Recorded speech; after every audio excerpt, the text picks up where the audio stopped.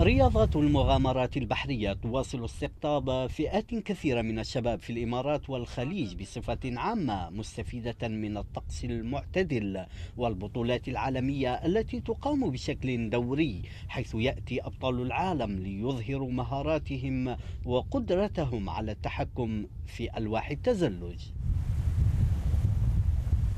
بلشنا هاي الرياضة تقريبا من 5 سنين أو 6 سنين، وتمينا نتدرب عليها لين ما دخلنا المنتخب وشاركنا في البطولات. شوي شوي قامت تطلع الرياضة، يعني عندنا في قطر وفي أبو ظبي وفي الكويت، بس مو منتشرة عاد وايد شوية. الرياضة دي كانت من بقالها كتير موجودة في الإمارات، وفي ناس كتيرة عليها إقبال عشان في ناس كتيرة بدأت تلعبها. وأنا بقالي سنة بلعب الرياضة دي. هذه الرياضة تنتمي لعائلة رياضات التزلج على الماء، ولكن مع وجود بعض الفوارق مثل استعمال المظلات، كما أن مسابقاتها لا تعتمد على الحركات الفنية فحسب ومدى تقييمها من لجنة التحكيم، بل تجرى أيضا في إطار سباق من أجل تحديد المراتب، وهو ما يمنحها إثارة لا تخلو من الخطورة.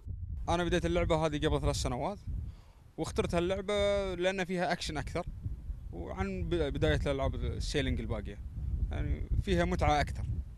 أنا بحكم نظرتي يعني. بصراحة هي فعلا خطرة لو انت مش عارف انت بتعمل ايه، وممكن تموت فيها. بس طالما انت عارف انت بتعمل ايه وإيمانك قوي في ربنا، مش هيحصل لك حاجة. لعل الحلم المشترك الذي يجمع بين أبطال وممارسي هذه الرياضة في منطقة الخليج هو تأسيس لنوادي ومدارس أكبر لممارستها، مع الرغبة في زيادة شعبيتها بشكل أكبر.